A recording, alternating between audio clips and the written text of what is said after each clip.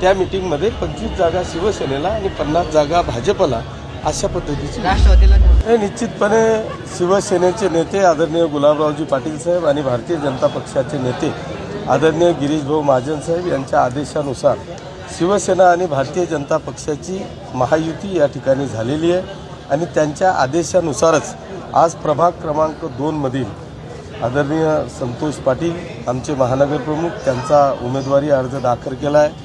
सागरदादा पाटील सागरदादा सोनवणे आणि आमच्या दारकुंडे ताई या 3 लोकांचा उमेदवारी अर्ज आज आपण दाखल केला आहे. त्याच पद्धतीने शिवसेनेचे जिल्हाप्रमुख आदरणीय विष्णूजी भंगाळे यांचा देखील उमेदवारी अर्ज दाखल केला आहे. मला असं वाटतं की शिवसेना आणि भारतीय जनता पक्षामध्ये अतिशय जल्लोषाचं वातावरण आहे.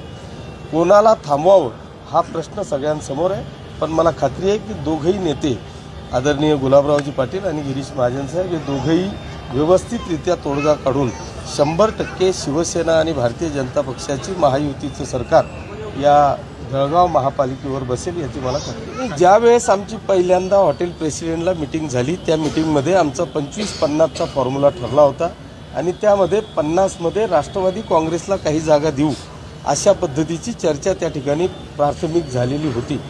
त्याच्यानंतर राष्ट्रवादीच्या बरोबर काय मिटिंग झाली